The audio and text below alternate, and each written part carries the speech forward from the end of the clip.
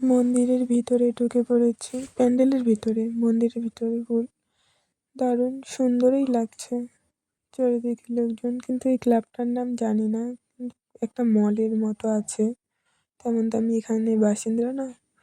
মলটা মল না কি একটা, যাই হোক ওর সামনে করেছে, রোডের একবারে মেন রোডের ধারেই। আমরা যাকে অবহেলায় পাশ কাটিয়ে যাই, তারা চোখে দেখে জীবনের সবচেয়ে বড় আশা, বাঁচার আশা। চাদর জড়িয়ে ঘুম, এই হলো ওদের উৎসবের গল্প।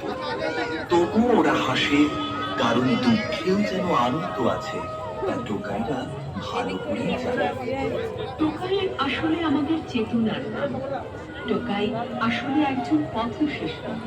সেটা প্লাস্টিক, উচ্ছিষ্ট, পরিত্যক্ত বর্জ্য পদার্থ বানাইছে। দেখো তো টোকাইদের এই নিত্যদিনের খোঁজার মধ্য দিয়ে আমাদের সমাজে প্রকৃতির কালো ধোঁয়া গোটা বিশ্বকে গ্রাস করছে।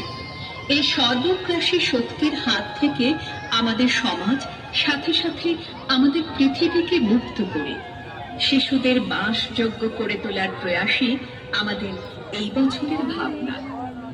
কত কিছু অতিক্রম করে এবার আমাদের কালী মা দর্শন। জয় মা কালী। আমরা যাকে অবহেলায় পাশ কাটিয়ে যাই, তারা চোখে দেখে জীবনের সবচেয়ে বড় আশা, বাঁচার আশা। বোতল পুরনো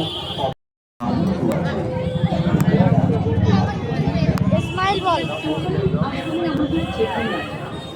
টোকাই আসলে একজন কিছু করার নেই, কারণ আমাকে ক্যামেরা ধরে দেওয়ার লোক নেই, সবাই সবার মতো ব্যস্ত।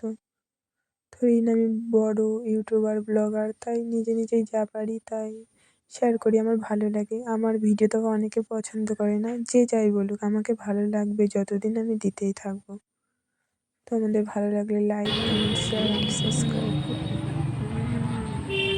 তারপর মেন রাস্তা দিয়ে টোটো ঢুকতে দিচ্ছে না, তাই গলি গলি দিয়ে নিয়ে আসলো টোটো। মামা মামি ওরা অনেকে গিয়েছিলাম।